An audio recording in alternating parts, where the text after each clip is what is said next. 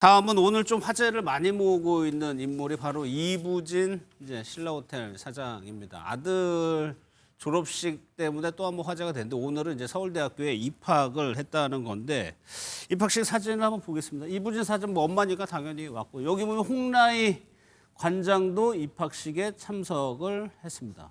그러니까 성취부대 어떻게 보면 홍라희 여사를 비롯해 뭐 우리나라 재벌가 인사들 대중에게 노출되는 거 좀 꺼려 할 수도 있는 건데 왔다는 거는 아무래도 굉장히 좀 기분이 좋았다 이렇게 볼 수도 있을 것 같아요. 기분이 좋을 수밖에 없죠. 예. 그리고 말씀하신 것처럼 한 15년, 한 20년 전만 하더라도 이런 재벌가의 이런 개인적인 사적인 이런 소식들은 이렇게 많이 알려지진 않았었거든요. 맞아요. 그런데 이제 공개적인 장소에 나오게 되고 뭔가 이부진 씨도 이부진 사장도 뭔가 그런 것들을 뭐 셀카 요청을 하면 다 받아주고 이런 것들을 봤을 때 참 분위기가 많이 바뀌었다라는 생각이 듭니다. 아무래도 제가 말씀드렸던 한 20년 그럴 때의 재벌에 대한 인식과 지금이 많이 달라졌다. 왜냐면 그러네요. 저는 아마 예. 삼성가에서도 이제 군대나 이런 것들을 최근에도 이재용 회장의 아들이 장교로서 군대를 간다든지 해병대 같죠. 그렇죠. 지금 예. 지금 이부진 사장의 아들인 저 임모군 역시 뭔가 국내에서 계속 수학을 하고 결국 국내 대학에 진학하는 이런 것들이 결국 노블리스 오블리제를 보이고 있는 것 아니냐. 뭔가 로열 패밀리스의 모습들을 보여주고 있는 것 아니냐라는 인식 때문에 예. 그런 행복 하나하나에 그냥 사람들이 관심을 갖고 어떻게 보면 좀 부러워한다기보다는 그냥 관심을 갖고 저런 사람들은 이런 입학식을 따라가기도 하는구나, 똑같이 가는구나. 일반 사람들과 같이 정말 손주가 대학교 입학하면 가서 보고 싶고 졸업할 때도 따라가서 꽃다발 주고 싶고 똑같은 평범한 생활도 할 때가 있구나라는 거를 국민들께서 궁금해하시기 때문에 예. 이런 것들이 하나하나가 이슈가 되는 것 같습니다. 지금 영상을 보면 이제 홍라희 관장과 이부진 사장이 가니까 주변에서 이제 사람들 뭐 취재진도 많이 있습니다만 주변에서 이제 관심을 보일 수밖에 없는 거죠. 그러니까 홍라희 관장 입장에서도 할머니의 입장에서 이제 손주의 대학 입학을 축하하기 위해 간 겁니다. 그래가지고 이제 저 아들에 대한 관심이 높던데 박상수 대변인 공부한 방법을 어디 이제 모교에다가 뭐 쓰는 게 있었나 봐요. 그러니까 요즘에 학생들 스마트폰 많이 쓰잖아요. 근데 3년 동안 안 썼다. 라는 거는 아무튼 굉장히 공부에 좀 집중했다? 뭐 이렇게 볼 수도 있을 것 같아요. 그러니까 지금 그 성치훈 대변인도 말씀을 잘 해주셨지만 예. 진짜 그 뭐랄까 우리 사회도 이제 선진국화가 되면서 이제 상류층이라고 이야기할 수 있는 사람들도 사회적인 어떤 최소한의 기준, 책임 이런 것들을 맞춰 나가는 그런 뭐 노블리스 오블리주로서의 그러한 모습들을 갖추려고 노력하는 게 아닌가라는 생각이 들어요. 우리 불과 몇 년 전까지만 해도 표창장 위조 뭐 이런 것들로 아주 그냥 나라 전체가 어지럽지 않았습니까? 네. 그러니까 정말 진짜 입시와 관련돼서 어떻게든 그렇게 자신의 지위를 이용해서 빠르게 한번 해보겠다는 그러한 풍조들 이런 것들이 많은 사람들에게 열패감을 줬는데 이 임모 씨 같은 경우에 저도 이렇게 이번에 뉴스가에 나오는 걸 보다 보니 정말 평범한 고3처럼 수험 생활을 했더라고요. 예. 휴대폰을 3년 동안 쓰지 않았고 그리고 중고등학교 다닐 때도 전교 1, 2등을 놓치지 않았다. 전교 1, 2등을 놓치지 않는 그러한 성적을 가지고 있었다면 누가 서울대에 합격하는 거에 대해서 문제를 삼겠습니까? 그렇죠. 예, 그러니까 이러한 측면들이 똑같이 이러한 어려움을 입시든 병역이든 평범한 국민들이 겪는 그 어려움들을 똑같이 이분들도 이제는 겪으려고 하는구나. 근데 그게 너무나 당연한 거거든요. 그래서 이러한 분위기들이 형성되는 것 같아서 굉장히 좋은 뉴스라고 생각을 합니다. 그러니까 이부진 사장의 그런 교육열 그것도 뭐 물론 가정마다 그 편차가 있을 수 있겠지만 그냥 보통의 엄마들이 갖는 관심에서 이제 더 재벌가 뭐 사장이라고 해가지고 뭐 특별한 건 아니었던 것 같고요. 그런 모습들이었던 것 그렇죠. 같아요. 그러니까 뭐 중학교, 고등학교 갈 때 뭐 이사도 가고 직접 또 뭐 아들을 데려다주고 뭐 사실은 정상적인 모습이 정상적이라보다는 뭐 사실 일반적인 모습인데 아마 예. 많은 분들이 궁금해하는 거는 그럼 이제 이게 사세로 넘어가느냐 안 넘어가느냐 이게 사실은 많은 분들이 관심이 있으실 것 같아요. 예전에는 보면은 뭐 기업에 들어와서 뭐 상무 전무 쭉 가다가 이제 부사장 사장 되고 예. 이어받는 식이 되는데 지금 아마 이렇게 흘러가는 모습을 보면 일반인들하고 비슷하게 이제 똑같이 생활하잖아요. 그러니까 아마 사세들한테는 과거같이 그대로 넘어가지 않을 가능성도 좀 있어 보여요. 제가 보기에는. 왜 그러냐면 예전에는 다 약간 신비스럽게 하고 잘 보여주지도 않고 외국에서 공부하고 들어와서 네. 딱 기업에 들어가고 그다음에 사실은 막 이렇게 승진하고 전에는 잘 안 나타나고 이랬거든요. 예. 근데 지금은 이제 일반 다른 학생들처럼 이렇게 생활하고 있잖아요. 그러면 아마 제가 보기에는 그냥 이제 앞으로 삼성도 보면은 전문 경영 체제로 가거나 아니면 4세는 똑같이 3세처럼 넘어가지 않을 가능성도 있지 않냐. 개인적인 내 생각입니다. SK도 뭐 그런 모습이 약간 예, 그렇죠. 보이기도 했었고. 사실 어제 이부진 회장은 이재명 대통령과도 만났습니다. 당시 분위기가 꽤 좋았다고 하는데 영상으로 좀 한번 보겠습니다. 반갑습니다. 네.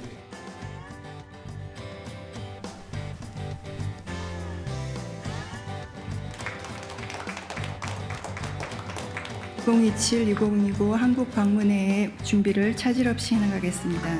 다시 한번 대통령님의 큰 관심에 깊은 감사를 드립니다. 감사합니다. 코로나 이후 명동 관광객들이 다시 명동을 찾으면서 저희 명동 거리가게는 지자체 중구청이랑 가격 표시제를 먼저 나는 거기는 그런 바가지 요금 없다. 시작했고 각 매대마다 네, 해가지고 명동에는 그런 바가지 요금 없다고 합니다. 네.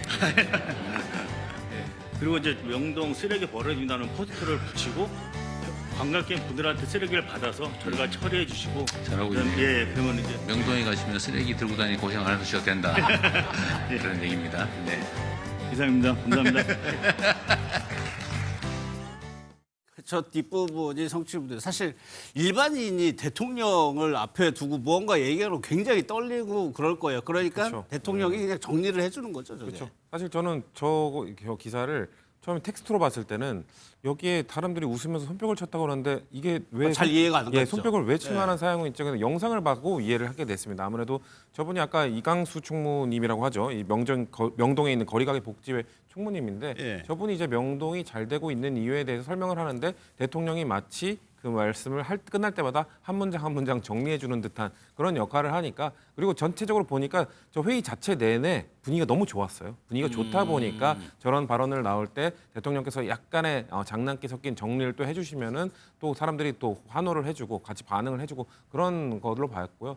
사실 저희도 이게 MBN에 방송하러 올 때 늘 명동을 늘 지나거든요. 그렇죠. 거기 지날 때마다 거기 차 늘 막힙니다. 사람도 엄청 많고요. 네. 지금 관광객이 엄청 많은데 사실 아까 그 총무가 말씀하신 게 그거잖아요. 사실 뭐 관광객들 많이 오는 곳 문제가 늘 내는 게 바가지 요금. 요 문제가 있는데 명동은 그런 게 없다. 그런 것들을 확실하게 관리하고 있기 때문이다라는 걸 말하면서 전체적인 분위기를 좋게 만들어 주신 것 같습니다. 예. 그러니까 이부진 사장이 참석한 이유도 그 이슈가 관광이었기 그렇죠. 때문에 부작용으로 방문의 본 해의 것 같아요. 책임자를 맡고 있기 때문인데요.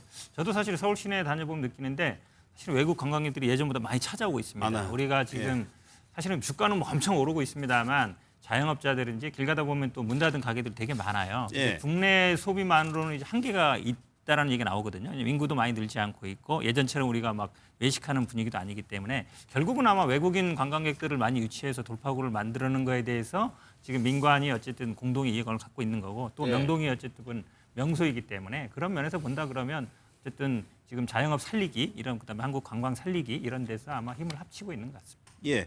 이부진 사장 이제 언급한 김에 오늘 주가 얘기도 나왔고 6,300을 넘어섰는데 그러다 보니까 이제 이 주가를 견인하고 있는 가장 큰 종목이 삼성전자입니다. 역시 삼성가인데 오늘 종가가 6,307로 역대 최고치를 찍었습니다.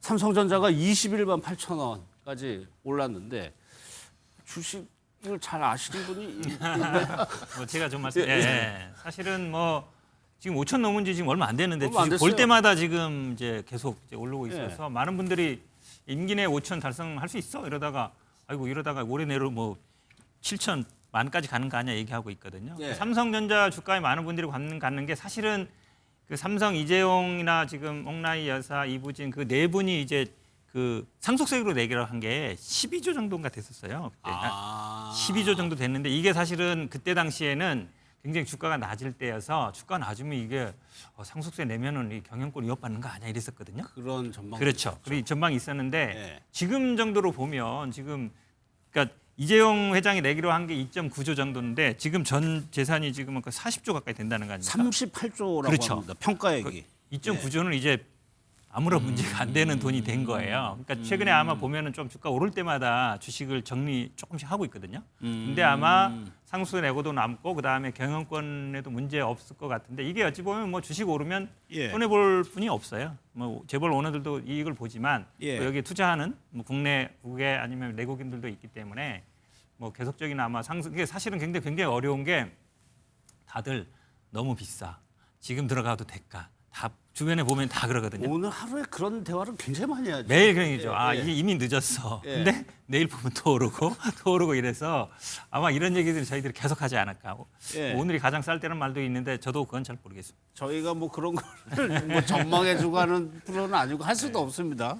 그런데 현대차도 보면 그 삼성전자, SK, 현대차가 견인을 하고 있다는 거죠. 저 지금. 현대차도 지금 주가가 오늘 57만 원, 주가가 어떻게 되는지 모르겠는데요. 그러니까 50만 원 사실 처음 넘었을 때도 와 현대차 주가가 50만 원을 넘었어라고 했는데 벌써 이제 57만 원, 이제 60만 원을 향해 가고 있습니다. 그렇기 때문에 예. 정몽구 현대차 면회회장, 정의성 현대차 회장의 재산 역시 그것과 같게 올라가고 있는 상황인데요.